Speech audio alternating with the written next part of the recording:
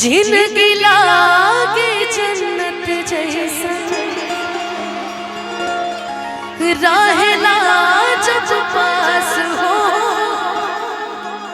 बत्ती से जुड़ाला जिया भारल बा इतना मिठास हो के सपना हमके सिखा के रानी अपन बना के हो गइल का कसूर काहे इतना तो दूर बस इतने बता हसीना ओ साथी रे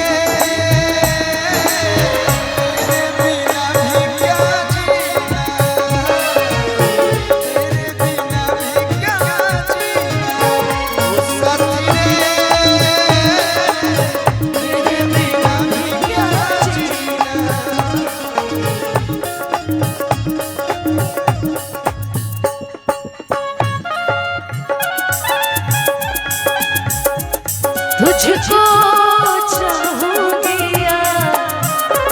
जब तक सांसें चलेंगी तुझको चाहूंगी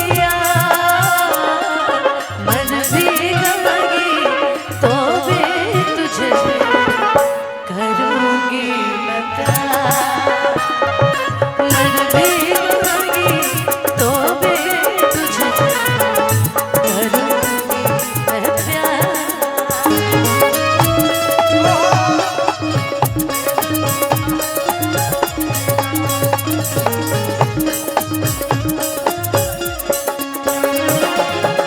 आखियाँ तोहरे ही रहिया ताके कइलू कैसान रोग धरा के ई मिलन वाला तड़पे छान छान दिल हमार लागे कहीं ना।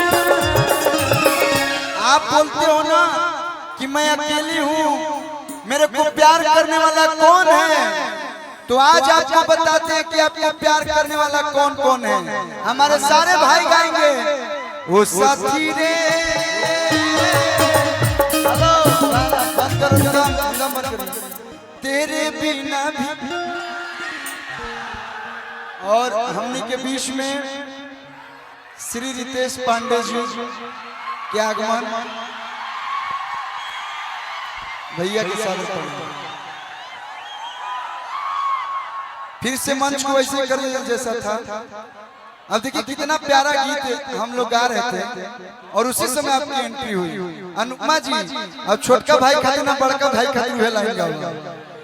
आखियाँ तोहरे ही रहिया ताके गइला कैसान रोग धरा के ई मिलन वाला तड़पे छान छान दिल हमार लागे कहीं ना। ओ साथी रे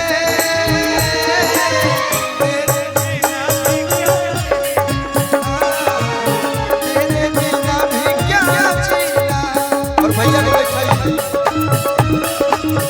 तेरे बिना भी क्या जीना, तेरे बिना भी क्या जीना।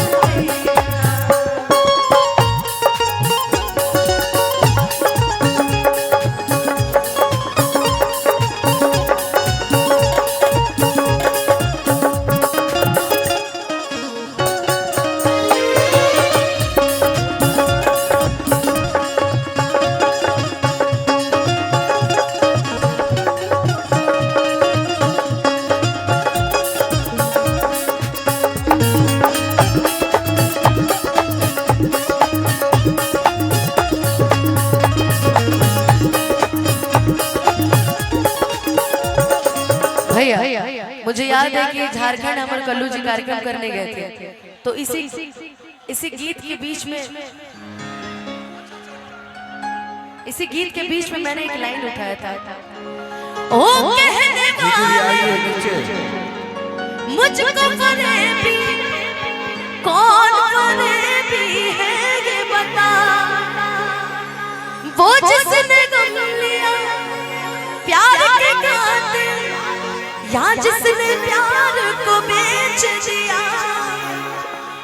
नशा दौलत का ऐसा भी क्या कि तुझे कुछ भी याद नहीं।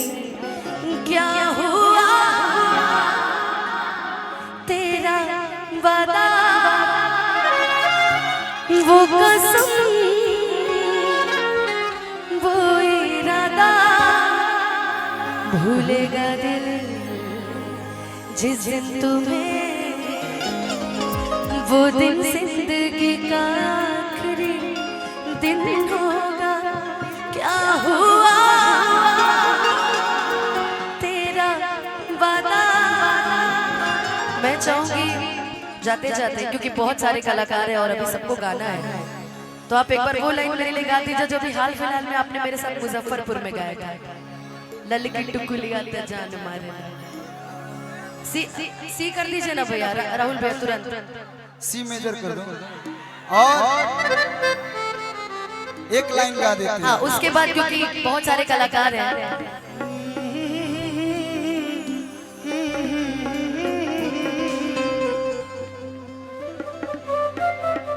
ललक टिकुलिया तो जान भइल बा, गोरी तो हमेना के बान भइल बा, केसिया में गजरा कमाल लागला, केसिया में गजरा कमाल लागला, सचहु में हमहु हरान भइल बा, किए रानी सचहु में कहतनी हम जियल हराम भइल बा। इसमें एक लाइन है भैया, चढ़ी जलय से चढ़ेला जैसे दारू। आज बिहार में दारू बंद बा, बगल में यूपी बाउजा चालू बा। चढ़ी जलय से चढ़ेला जैसे दारू,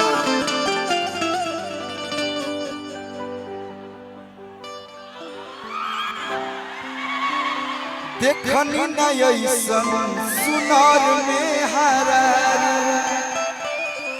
काचे कर जवा पवार कोरलू, सचहु में जियल हराम भइल बा, किए रानी ए अनु, मैं इनको प्यार से अनु बोलता हूँ, किए अनु सचहु में कहतनी हम जियल हराम भइल बा। सच में जितने सुंदर आप हैं उतना सुंदर आप गाते हैं, इसीलिए कभी कभी ये भी कहने का दिल करता है अंतिम में कि जैसन सोचले रहनी वैसन कलज मोर बारे, कि जैसन सोचले रहनी वैसन पियवा मोर बारे, आई तो बड़ा गोर बारे हो। जैसन सोचले रहनी वैसन कलज मोर बारे, पे जोर बारे हो, कि थोड़े छरहर पातर मोट थोड़े कि थोड़े छरहर पातर मोट थोड़े थोड़ बाड़े, आ कल्लू जी पे जोर बाड़े हो, कि जैसे सोचले रहनी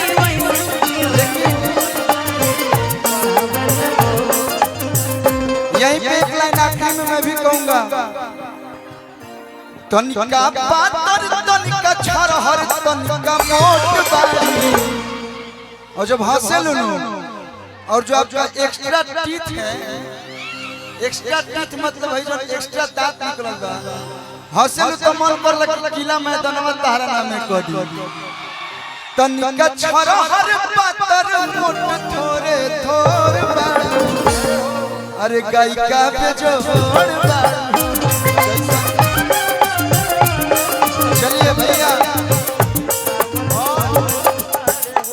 पूरा बक्सर जिला ओम जी भैया के पूरा टीम और कल्लू के तरफ से बहुत बहुत धन्यवाद। जाते जाते ये कहब कि कल्लू जी रहुआ से खुश नहीं, ओम भैया के पूरा परिवार खुश रहो।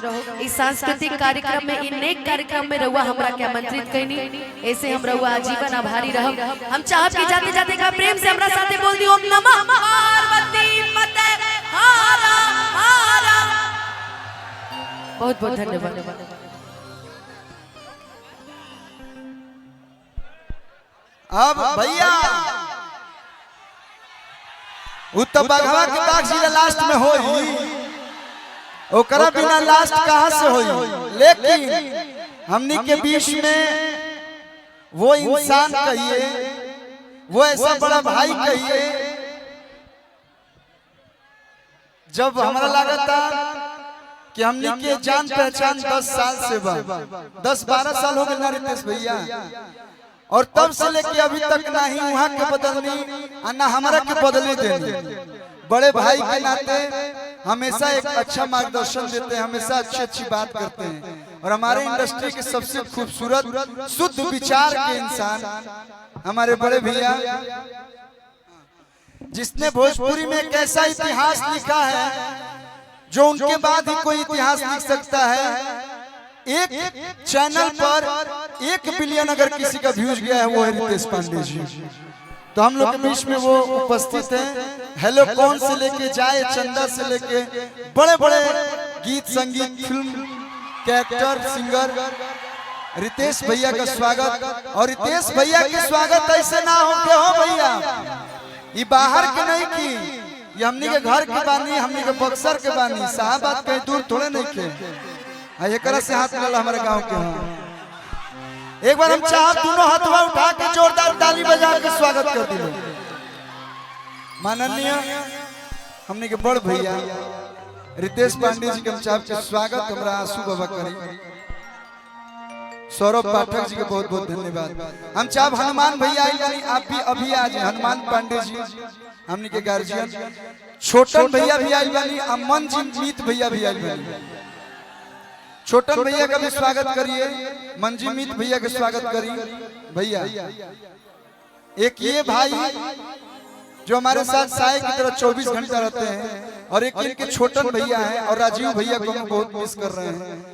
ये होता है परिवार भैया। परिवार के लेके चलल बहुत मुश्किल के काम बा, लेकिन परिवार आज देखिए हमारे भोजपुरी परिवार लोग। अनिल जायसवाल जी भी आए बने, इनके भी स्वागत करो। बहुत ही अच्छे गायक और बहुत ही अच्छे ऑर्गेनाइजर हमारे अनिल जायसवाल भाई का स्वागत। बहुत बहुत धन्यवाद मंजीमित भैया, हनुमान भैया, भैया छोटन भैया, रितेश भैया, बहुत बहुत धन्यवाद। अब आप लोग शांति से बैठ जाए लोग।